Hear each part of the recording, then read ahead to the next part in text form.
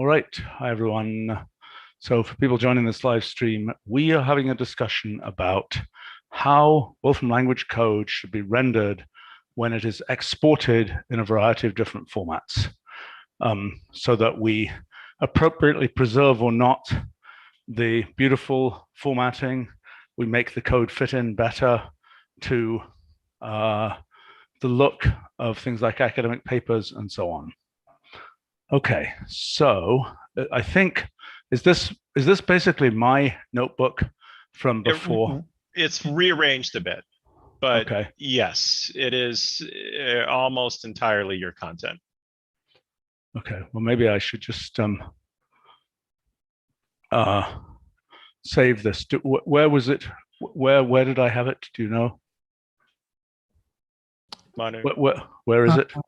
It was in your ILD folder, actually.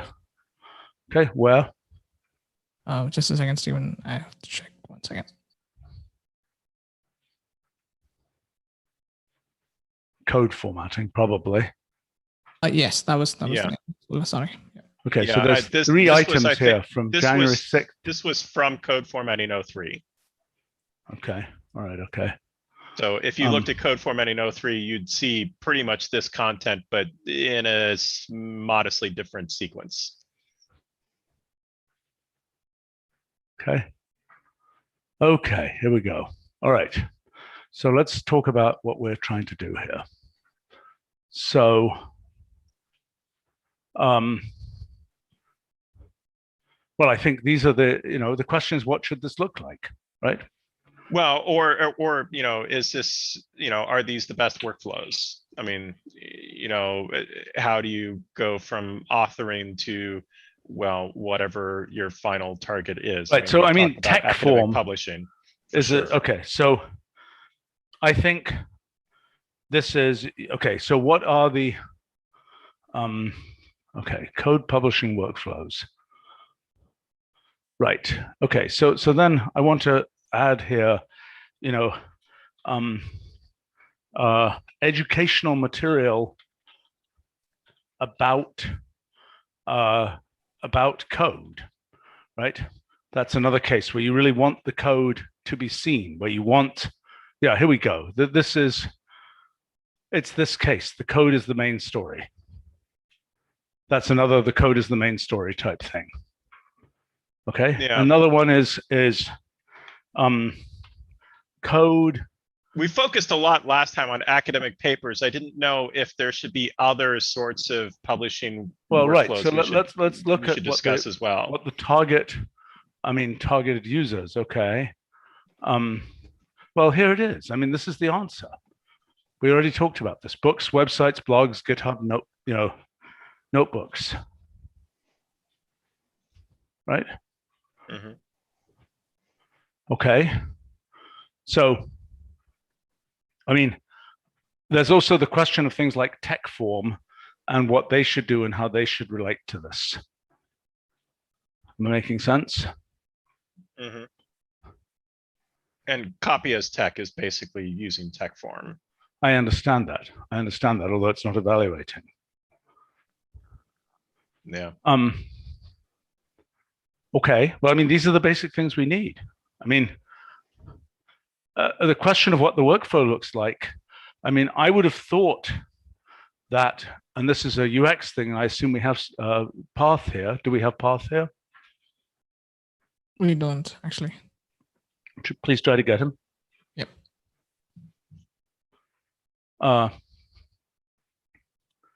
Right. So, I mean, the UX needs to be, okay, so you say copy as tech, but maybe there are some options there. How do we handle the options? Do you understand what I'm saying? I understand what you're saying. Yeah. Okay, look, you know what? We got a bunch of people in this meeting. Wake up, guys. Is it clear how we handle fonts, special characters? I don't know how you make that connection. Yeah. Well, I mean, I think we have a bunch of tech information in the product, like we know what alpha is called in tech.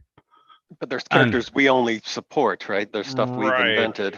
I'm not even sure off the top of my head what happens if you try to do things that don't map to tech. Well, let's see what happens if we do. If we do, for example, let's pick one of our characters, like imaginary eye.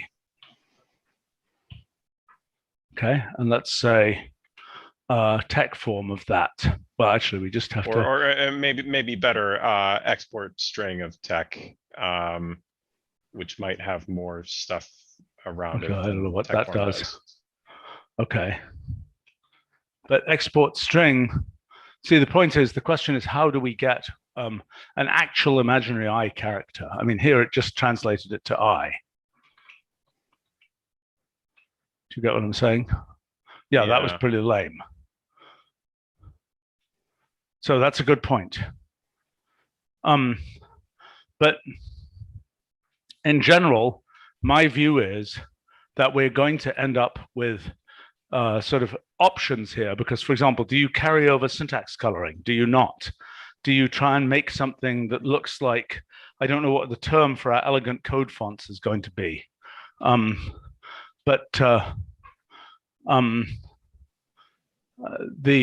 you imagine it all be copy driven, or how do you?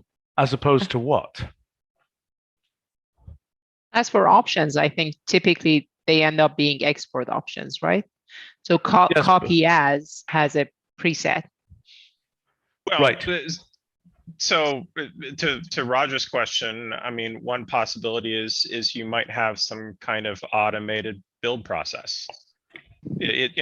Copy is very human driven interactive, but there might be a non-human driven, non-interactive way to compose some of these materials.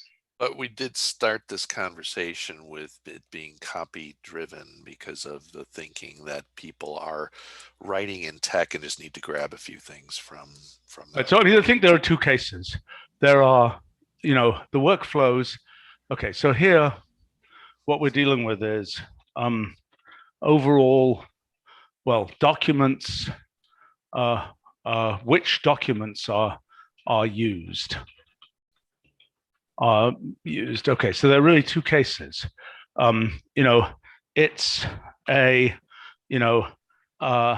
external format is the main format, and its notebooks are the main format. Those are the two cases as far as I'm concerned. So in other words, in case number one, external format is the main format. It's like put fragments. Okay, so there are two cases here. One is interactively, insert fragments into an otherwise complete document. And the other case is build the document using string template, XML template, etc. Am I making sense? And the other one is notebooks are the main format, and there it's like want conversion of all content to an external format. I mean, that's independent within a notebook itself, within the notebook, or we want, or we'll publish the notebook, we'll publish as a notebook. Okay, and then what we're talking about is the elegant code formatting. Right? Does that make sense to people? Yes, you understand what I'm saying? Yeah, the Yeah, elegant I think code that formatting temp can exist in the external format if it's a PDF, right? So yeah, right. So the elegant code formatting is what we've been discussing with Jeremy, and the thing, maybe Jeremy can show the latest version of that. I think it's in this under design mockups, a couple sections down, should be there. Okay. Okay. By the way, Path isn't there in the meeting. Okay, good. Yep. Roger, you were saying something? We interrupted you. Well, I think that we could promote the template idea a lot more, because I don't think people see that. It's been there for a while, but I don't think people understand it. Yeah.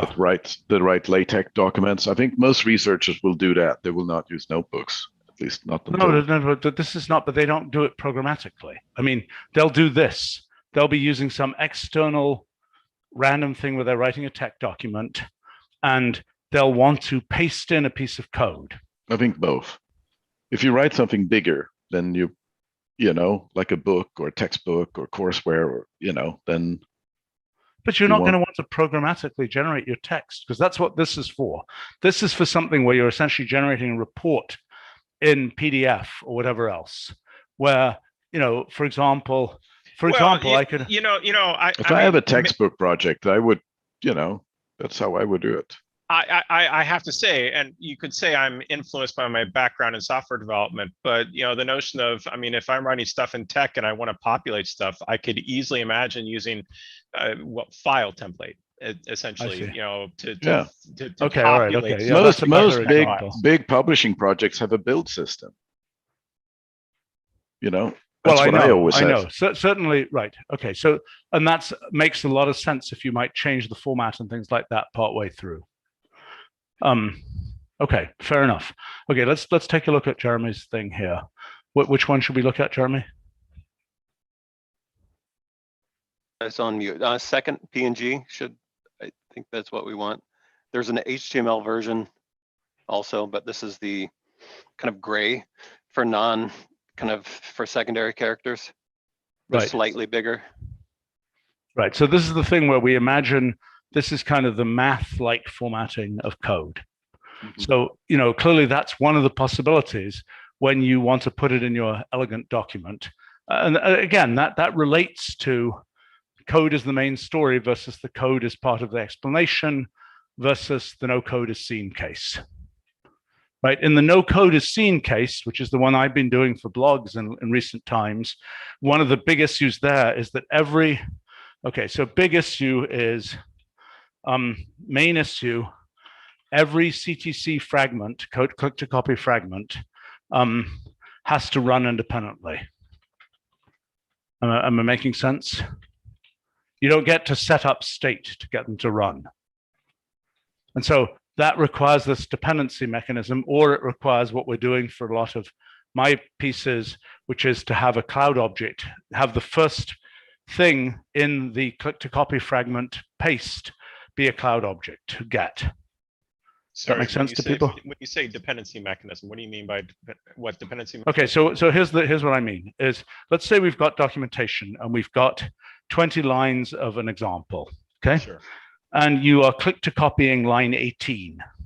But in order for line 18 to work, lines 1, 2, and 3 have to already been run, right? And do we have are you saying we have a solution for that? I believe that we do have a solution for that at the level of documentation. I believe the solution is multicellular click to copy, which means that when you copy, you are putting multiple cells on the clipboard, and some of those cells are the initialization cells, basically. Okay. And I mean, I think that's a reasonable solution. The alternative is to burn everything into a single cell with semicolons, which is, I think, what we had been doing for the things I was writing, but it was quite inelegant because sometimes they got quite big. The other thing that's very important, which I hope has been solved, John, is maintaining iconization through click to copy. I'm not remembering off the top of my head, but that's a thing to check. Yeah. And let's make sure we pursue that. Okay, we have a whole bunch of detailed comments on the live stream here. Let me take a look at a few of them. Stephen says, in notebooks, code appears to be auto-formatted for vertical parsimony. He'd love an option to format code where nesting is emphasized. Well, guess what? In version 12.3, we have that. And I don't know whether we can, and that's in, I mean, that's in the package editor, right? Or how do I get to that? I don't know exactly what feature you're referring to. I'm referring to Brenton's code formatting. Okay. Yes, it definitely is in the package editor. And I'm not sure it's yet been extended to things other than the package editor. But in the package editor, why is this taking any time to start up? Okay, so in the format cell menu of the package editor, we have this notion of airiness. And airiness is precisely this, what you're talking about. That is, why is it the case? Is it the right decision that the toolbar doesn't magnify when you magnify the notebook? Well, imagine if you magnify to 300% and then half the notebook is toolbar. I know, but how could you magnify the toolbar? Because when you're giving a presentation or something and you want everything to be bigger on the screen, how do you do that with the toolbar? Well, most of the time when you're giving presentations, the toolbar is not the story. That's only an us issue. Yeah, I know. Users don't care about showing the toolbars. We do because it's our product. Well, fair enough. Okay, in any case, for Stephen's comment here, this is exactly what you want. This is this airiness setting, which determines how airy the code will be. And if you set it to all the right-hand side, it will be very vertically spread out. Give it a try. Let us know what you think. Sander is commenting, annoying thing constantly have is that UTF characters are not nicely copied, but instead copied as \omega, etc., like if you paste into other software. Okay, so yes, what is the story with that? So, okay, so the issue there is, I mean, some things we're going to have to copy as long name because they're in the private Unicode space and they don't make any sense in other applications. That will always be true. It will never change. Other things, there's a certain judgment call. I mean, we could copy an integral sign, for example, and that would work in many applications. But it would also, it might actually make things less clear in a number of cases when you copy and paste. Like the capital alpha versus capital A, as a but that's look. The main issue is this: when we started doing this in the 1990s, we were one of the very first companies to adopt Unicode. It was completely implausible that something an alpha that we copy out in Unicode would be correctly handled by JRandom mail program. Yeah. Okay. I think it's worth reassessing that, because it could be the case now that essentially every application we want to interact with now handles Unicode in a reasonable way.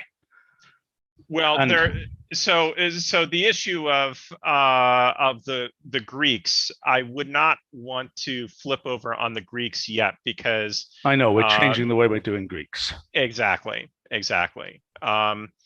But I worry about some cases in the technical symbols where when you paste into a random app, the font that it chose might not have a glyph for that symbol.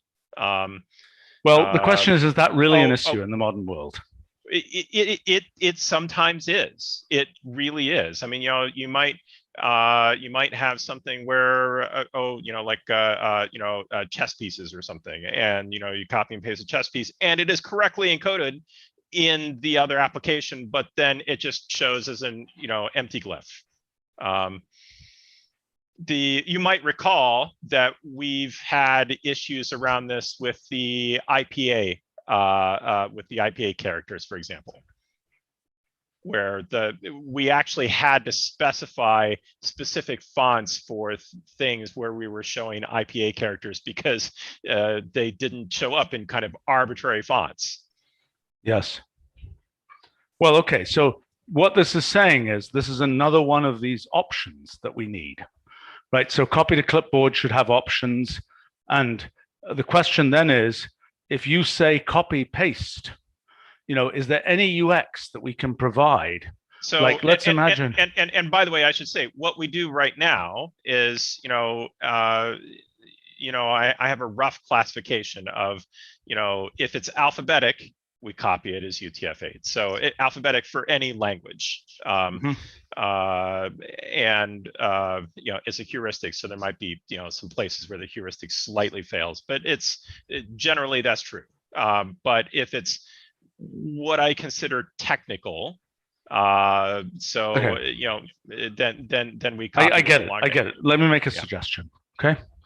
My suggestion would be, if you select and you see that there is a special character in the selection, then you bring up a raft here, which gives the options for, copy as, copy with long names, copy, as raw Unicode.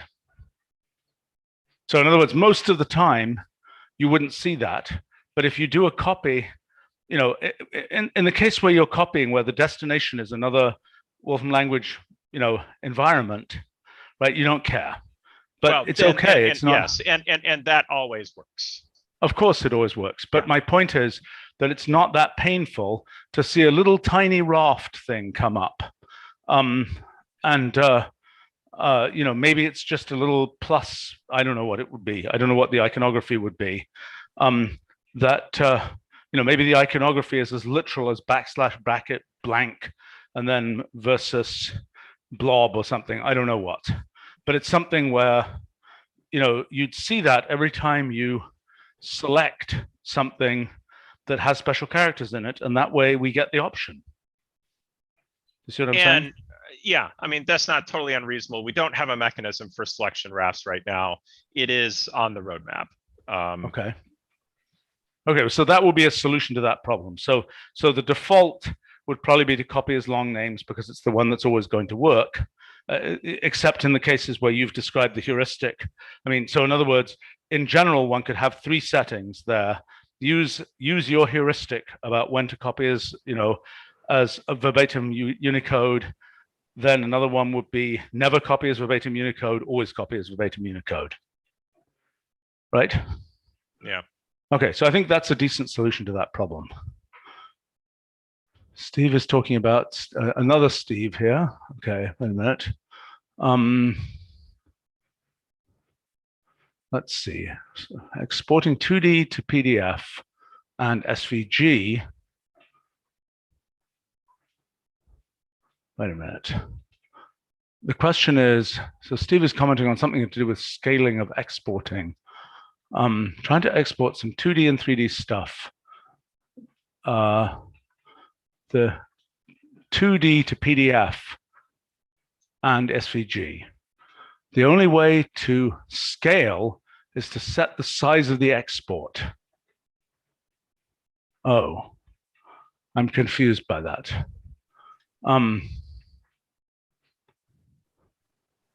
So wait a minute. So what Steve is saying is that he wants a mechanism to be able to specify the literal units. I'm a little confused by this. Well, I mean, the problem with the literal units is it's the famous example of how big should it be on the screen. Oh, whoops, I'm using a projector in this giant, amphitheater. Right. But we do, in fact, I mean, we're using literal units in most places right now, except what we're using is points. I mean, you can change the image size of a graphic or something like that, and that will be in points. But I think that I'm not sure that really addresses. Okay, no, I think what would address what Steve is saying, I think, is something that actually we should do, which is the very obvious thing of supporting that. Why wouldn't we support that? I'm sorry. It was the thing I just typed. Image size goes to 10 centimeters. Oh, yes, that's on the roadmap, but it's not trivial. Why? Yes. Why don't we just do a conversion to points? Because these things get passed around to the front end. You mean, but at the first level, right? You would just do this. The obvious way to do it is to do an evaluation and evaluate that to points. And the thing that goes in the front end ends up being something that has points in it. So then you would have to, have the logic of, everything that has an image size option in the kernel do that evaluation.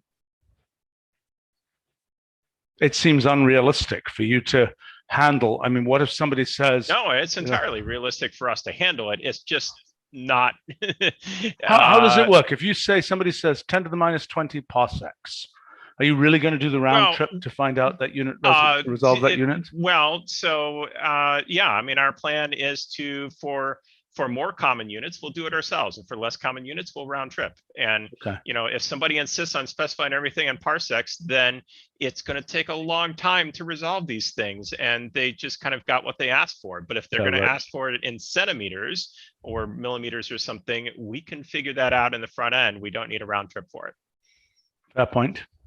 That seems sensible to me. And this is absolutely on our to-do list, but it's I haven't seen that. Is that on the user assistance to-do list? there's a much longer roadmap than what we come up with in Okay. user assistance. And I remember I keep the entire front end roadmap, not just user assistance. Yeah, no, I realize that. Yeah, Steve is commenting that things like Notion and Overleaf are evolving the way that tech should be used. And I agree with that. And that's an important thing for us to understand how to plug into those systems. I don't know if anybody has looked at that. And it might also be a business discussion with those organizations to figure that out. So who's, Manu, I think you're project managing here. Somebody just has to look at that. I mean, does anybody here know about those systems enough to be able to comment? You know, the interesting thing is that Parth and I do, you know, do stuff with Notion, but I guess I wasn't familiar with the sorts of things that are being discussed in the comments. We've just never done anything with tech support there. So with TEX support there. Right. Sorry, I realized that was ambiguous. Right. Well, we should look at it. I mean, the other thing is the versions that the sort of the toy versions of tech that are used in like Wikimedia and things like this. We should make sure that those are things we support. Does anybody know whether that works right now? Does anybody know whether the subset of tech, do you understand what I'm saying, is correctly supported? I understand what you're saying. You mean for import for us? No, for both ways around. Oh, I don't know. Okay, well, so we need to find that out. I mean, copy as what is the name of that thing that's copy as quotes tech for wiki? I don't know what that's called. You know what I'm talking about, right? And I know what you're talking about, but I think they may just refer to it as tech. They may, but it isn't in fact tech. It's a subset. Right. No, I get it, but I'm not sure there is a proper name for it. Okay. Or at least not a popular proper name. Fair enough. But I mean, we can clarify what that is. Yeah. But okay.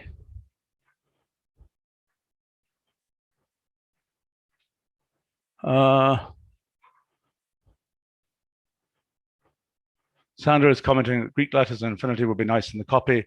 We're aware of this. The main issue is that we have been using italic Greek, as in the Greek language characters, for rendering our Greek for the last 30 years. And we are going to change that to using the math characters, the math Greek characters that were added to Unicode as our way of rendering math Greeks.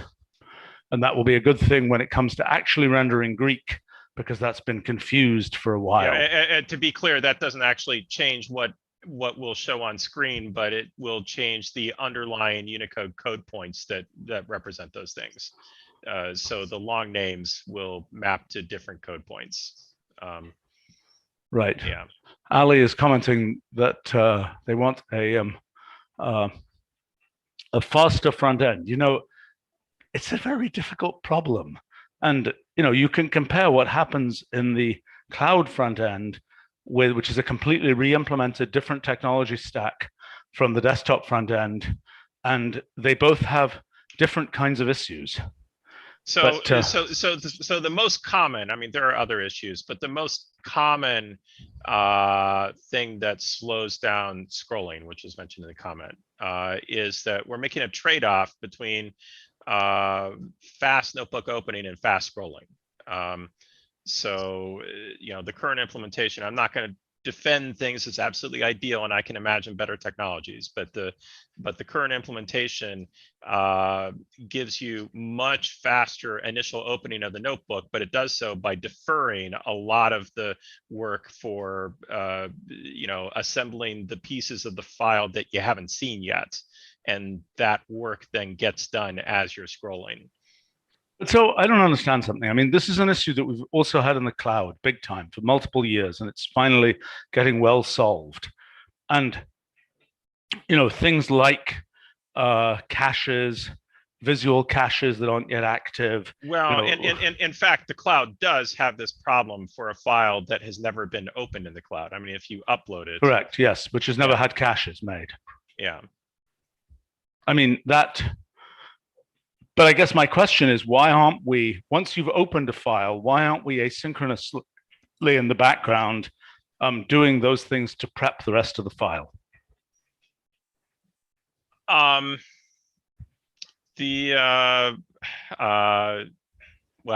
I mean, the asynchronous is not as easy as you can imagine without potentially introducing other kinds of performance hiccups.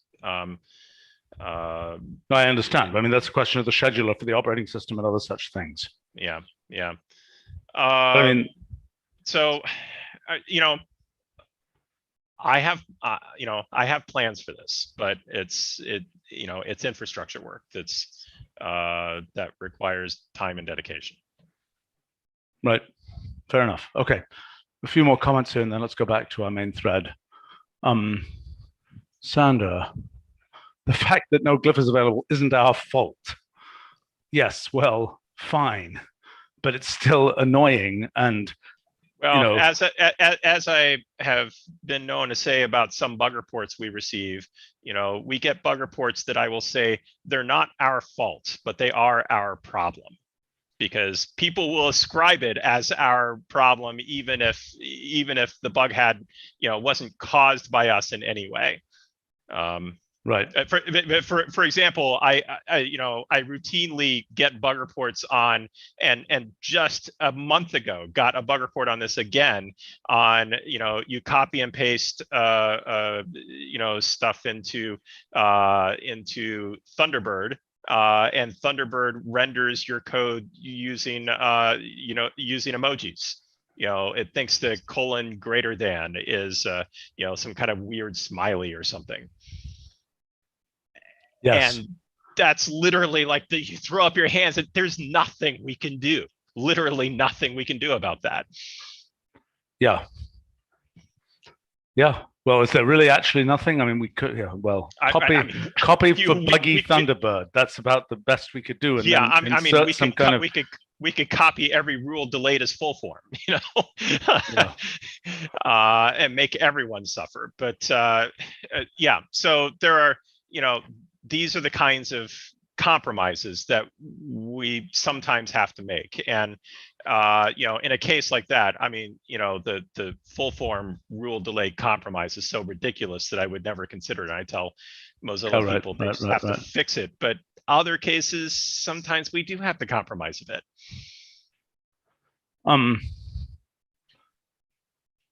Okay. So Steve is commenting, if you're doing things like laser cutting, you want the PDF to be exact in terms of measurements.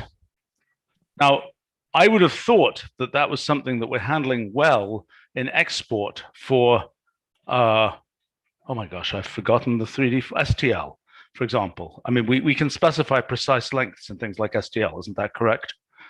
Shadi, Roger? No, I don't think so.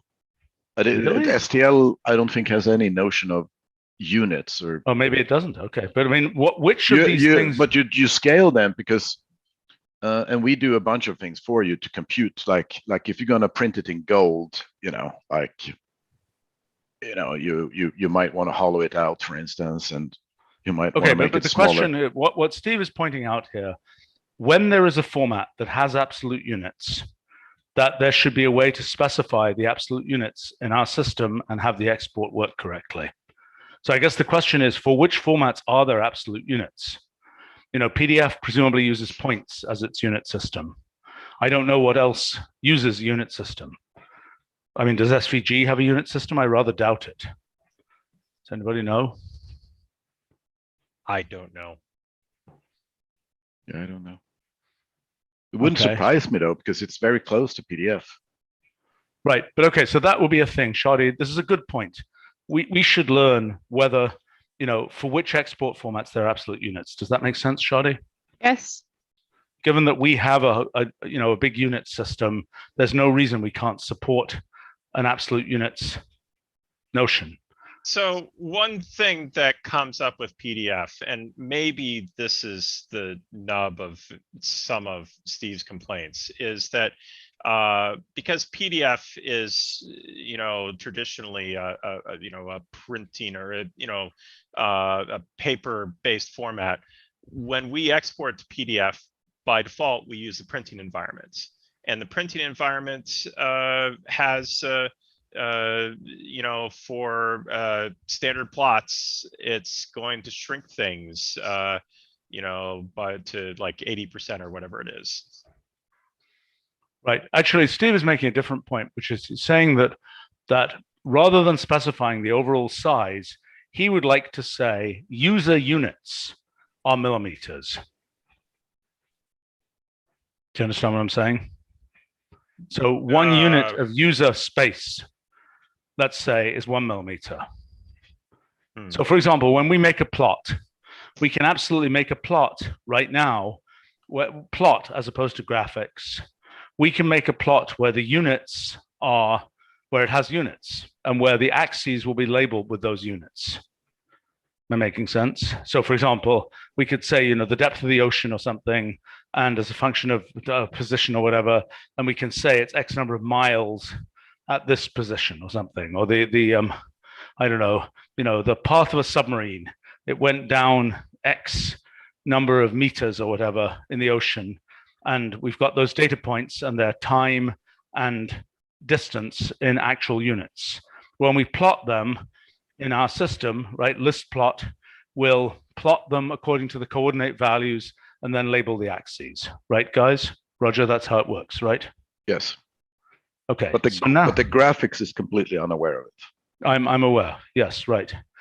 And of course, if you say now render this, at that size, and the units were miles and hours, it's absurd, right? That's not useful. But what I think Steve is asking for is a mechanism within the graphics, within some kind of graphics-like thing, to have graphics with units, which we could perfectly well do.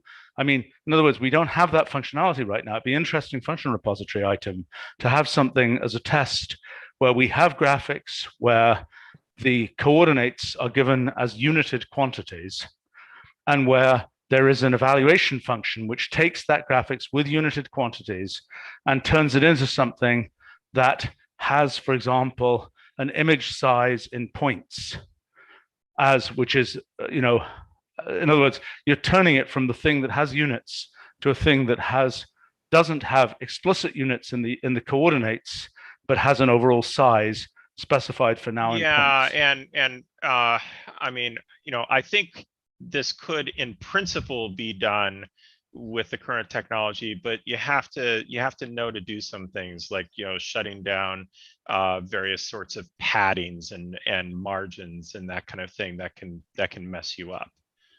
Right. But I think that would be an interesting, I mean, for Shadi, maybe somebody could try to make a prototype of that, because it is a good general, it's a good thing to generally be able to do. It wouldn't be ordinary graphics, right? It would be something like absolute graphics, because ordinary graphics, you don't want, if the thing is representing mountains a mile high, you don't want to try to render that when you send it to a printer, for example.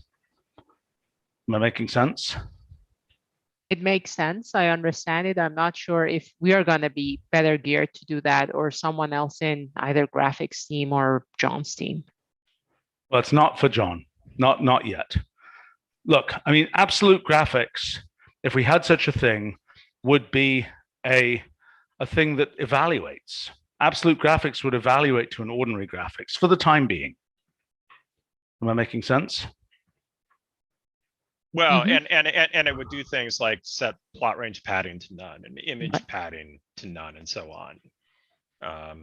You know, so that your image size has a predictable correspondence to the coordinates inside. I kind of like this idea. I think this would be quite useful for many purposes. And I mean, perhaps absolute graphics, even when you don't specify units, could at least do this thing of, you know, switch off all padding, et cetera, et cetera, et cetera. I mean, switching off padding is a dangerous business because, you know, you end up with lines getting sliced in two at the margins and stuff like this. Yeah, yeah. But it is what it is. Okay. Well, anyway, that's a. It will be a good thing to prototype. Is that something for Brett's group? Or is it... Turning off line caps too. That would be another thing. You wouldn't want line caps in this sort of world. Right. And yes, I think this is probably a good match for the Viz team. Yep. Fine. I agree. Okay. You guys just want to get rid of it. Yeah, I mean, Shadi and I are happy to agree. Yeah, that you this just team want to should get do rid of it. I think, but I think the prototype is not difficult. I think to it's make. not a valuable thing. I just think it's a time wasting thing. Oh, really? I don't think so. Why do you think that? I mean, this is a thing certainly I've run into a bunch of times. Well, I've run into it a bunch of times, trying to make, you know, precise graphics that fits into, you know, published things, for example.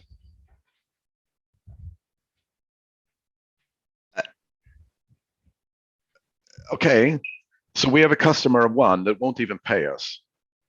I think you're wrong, but maybe this isn't the right place to discuss that. Right. Let's get it built. I think we should get a prototype built by somebody who can build it for the function repository. Right.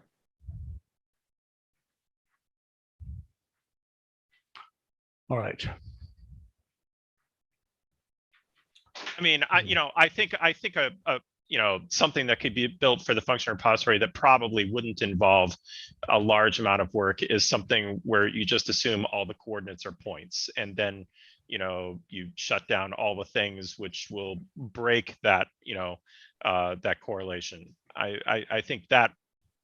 That's not what Stephen asked for. Stephen wanted units everywhere. No, yeah, Stephen's asking for something much more general. But if you want to start that's with fine. that seems like the kind of thing that could be built in a few hours. Right. That's what I'm asking for initially. To have units there, really all that has to happen is a single map all that goes in and finds all the leaves and, you know, changes every unit with unit convert to points. Right. That's all that's needed. It's one line of code. Oh, great. Let's do it. Well, do you want me to write it right now? I mean, I don't understand. Yeah. Why is there any problem with it? I don't understand. This is the kind of thing where we can't, like, you know, explain to me why this is not what I'm saying it is. Well, we'll implement it exactly like that, and then we'll ship it. No, Roger, One line of map all. I want to understand why that isn't what we're talking about here. There may be some trickiness, but I think that's basically what we're talking about. I've never seen a project succeed like that. Roger, yes. Let's understand why it isn't that. I don't know. I would have to go through every primitive and directive in the graphics language. Yeah. Every primitive and directive in the graphics language. That's right. That's right. But you know, insofar as they have coordinates. So right. So the question is, do I know every option and setting? No, but I argument think that the for way every we've graphics done it. primitive and directive. I should know it because I've worked on documents. In a first approximation. No, you said we can ship it with a map all. I didn't say we can ship it. Look, this is kind of silly. I mean, this is a kind of thing where, okay, let's get a prototype built, and perhaps it will work easily, perhaps it won't work easily. The kind of thing that we need for the function repository is not the kind of thing we need for the system. Let's see if it works. It may turn out that there's some problem that makes it quite useless. I don't know.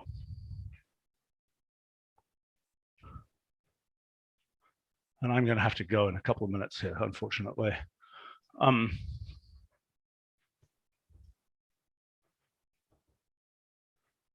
Okay. We at least have two people on our live stream saying that they've run into exactly this issue and ended up having to use other products instead of ours because we don't have a solution to this.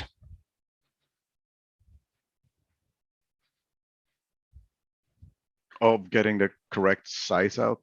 Well, Yes. at the level of not having units inside, that's easy to do. Of saying, assuming points and turning off all the padding, and that's not a problem. Right. I think that's the main thing. But this is a luxury, being able to specify units as, in terms of centimeters and so on. I think that's a luxury. The thing that isn't a luxury is being able to map through, literal points and having that work. By the way, this is more or less how units would work in the front end. Is the front end, at the core will still assume points for everything, but when given a quantity in some other unit, it will just resolve it to points. Yes, I mean that's what I would assume. Yeah. All right, we unfortunately have run out of time here because I have something else I have to go. Can we say anything about what direction we should go in the future? I mean, we kind of went off on a tangent here, and it was a useful tangent, however. I mean, I think the main issue here, the main big picture is the workflow for taking, unfortunately, we went off on graphics, which we perhaps shouldn't have done, although it was interesting. The main issue is the workflow for taking code. And what I thought we were going to mostly discuss is the formatting of code, the options for formatting code. Do you switch off, syntax coloring? Do you not? What font families are you, are you doing elegant code or not? And we had some people in this meeting who haven't spoken up, but who had hoped, would have positive contributions to that. To the question of, okay, but I mean, in the end. Yes, to those sorts of questions, yes. Yeah, right. But so for example, one thing I want to make sure of is that when you export a piece of code in tech, that the tech you get out is civilized. Am I making sense? Is that difficult to achieve? I don't know. As opposed to looking machine generated. Yes, that's what I mean. As a tech that is civilized enough that one could imagine somebody would edit it in its destination form. Okay, so another issue, which is I think important, is which I don't know how we should.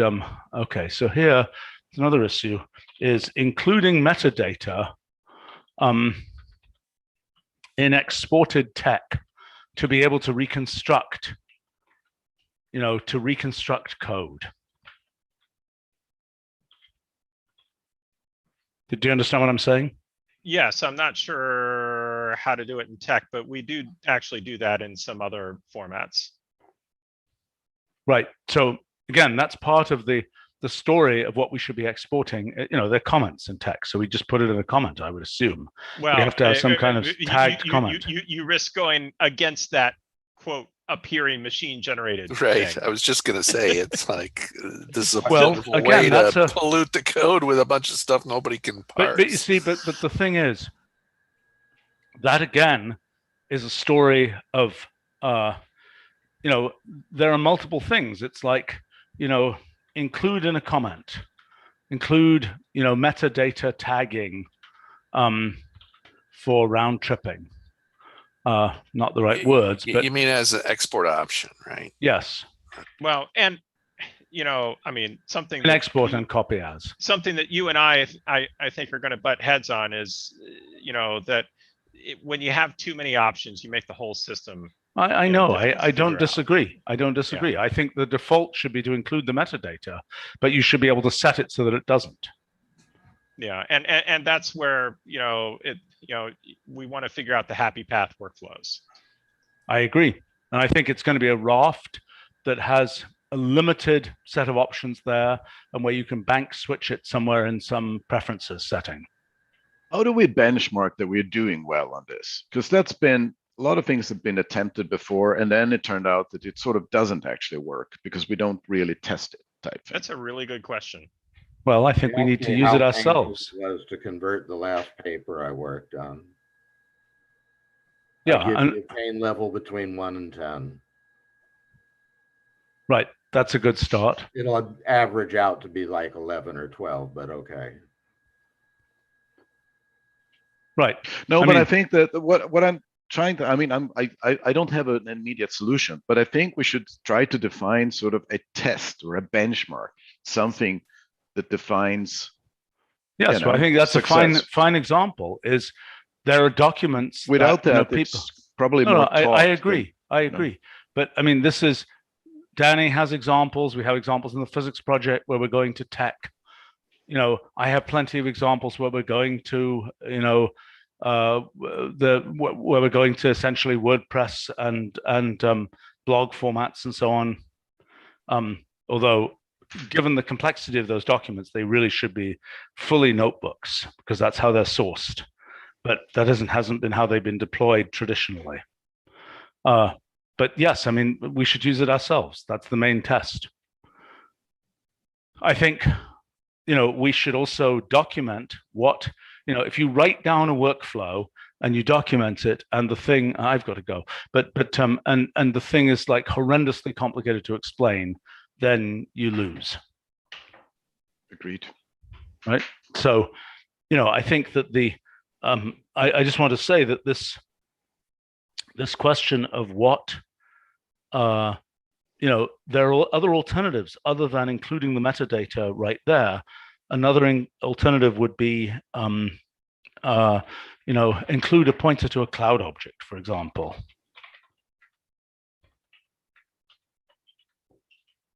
That's another way that you can, which is effectively what's being done in my blog post type stuff, right? Anyway, and particularly for the prerequisites. Okay, so next time we need to follow up on this. I think we probably need an hour and a half to take a more serious bite here, and I've got to go. So see you guys soon.